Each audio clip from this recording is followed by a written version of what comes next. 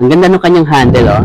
Di ba usually kapag ka naghahatid sundo tayo ng mga bata sa school, dito natin hinahandle o hinahawakan sa taas. So, ang sarap niyang hawakan and alam mong matibay. And then, syempre, yung kanyang pinaka shoulder pads. Ito yung importante kasi ito yung unang nasisira o unang nagiging marupok. So, malapad po yung shoulder pad.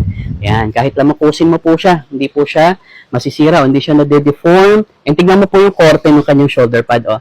Yan, siguro ganito yung korte niya, no? Para mas fitted pa sa mga maliliit na katawan ng mga Junakis natin, no? Para talaga namang komportable po ang paggamit po nila. Ayan, ganyan pag nakasuot na po siya. Very comfortable isuot kahit po mabigat yung mga dala po nila. And then mesh na rin po yung kanyang panglikuran na bahagi para po mabilis na nasisipsip yung pawis o mabilis na tutuyo yung pawis o nag-evaporate.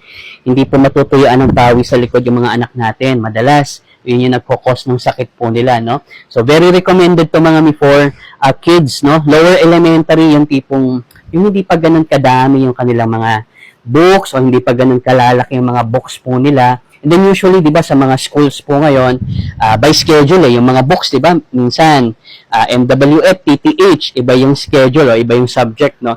Kung hindi ganun karami yung dala-dala ng mga kids natin.